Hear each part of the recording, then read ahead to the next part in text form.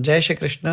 ज्येष्ठ कृष्ण पक्ष अपरा एकादशी व्रत 23 मई 2025 शुक्रवार को है। इस दिन जो फलाहार है उसमें रेत ककड़ी है। रेत ककड़ी का फलाहार अवश्य लें और एकादशी के दिन एकादशी की कथा पूजन के बाद अवश्य श्रवण करें। मैं आपको एकादशी की कथा श्रवण कराने जा रहा हूँ, जिसे आप ध्यान पूर्वक श्रवण करें। अपरा एकादशी व्रत की महिमा युधिष्ठिर जी कहने लगे कि हे भगवान, ज्येष्ठ कृष्ण एकादशी का नाम क्या है तथा उसका महात्म्य क्या है, सो कृपा कर आप मुझसे कहिए। भगवान श्री कृष्ण कहने लगे कि हे राजन, यह एकादशी अचला तथा अपरा दो नामों से जानी जाती है। पुराणों के अनुसार ज्येष्ठ कृष्ण पक्ष की एकादशी अपरा एकादशी है, क्योंकि यह अपार धन देने वाली है। जो मनुष्य इस व्रत को करते हैं वे संसार में प्रसिद्ध हो जाते हैं। इस दिन भगवान त्रिविक्रम की पूजा की जाती है। अपरा एकादशी के व्रत के प्रभाव से ब्रह्म हत्या, भूत योनि, दूसरे की निंदा आदि के सब पाप दूर हो जाते हैं। इस व्रत के करने से परस्त्री गमन, झूठी गवाही देना, झूठ बोलना, झूठे शास्त्रों को पढ़ना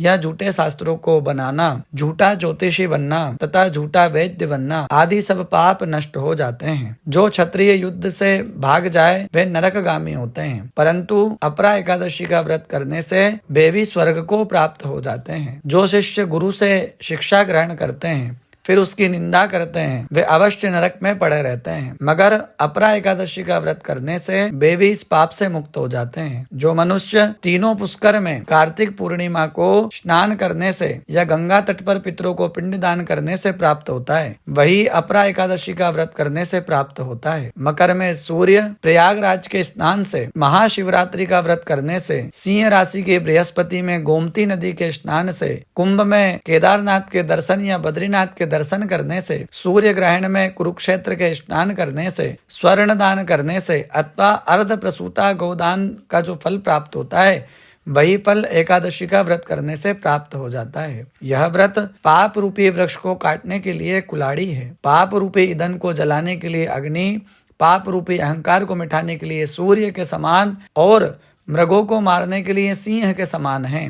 अतः मनुष्य को पापों से डरते हुए इस व्रत को अवश्य करना चाहिए। अपरा एकादशी का व्रत तथा भगवान का पूजन करने से मनुष्य सब पापों से छूटकर विष्णु लोक को चला जाता है। इसकी प्रचलित कथा के अनुसार प्राचीन काल में महिध्वज नामक एक धर्मात्मा राजा था। उसका छोटा भाई ब्रजध्वज बड़ा ही क्रूर, अधर्मी तथा अन्यायी था। वह अपने बड़े भाई से द्वेष रखता था और उस पापी ने एक दिन रात्रि में अपने बड़े भाई की हत्या करके उसके देह को एक जंगली पीपल के वृक्ष के नीचे गाड़ दिया। इस अकाल मृत्यु से राजा प्रेतात्मा के रूप में उसी पीपल पर रहने लगा और अनेक उत्पात करने लगा। एक दिन अचानक धौम्य नामक ऋषि उधर से गुजरे।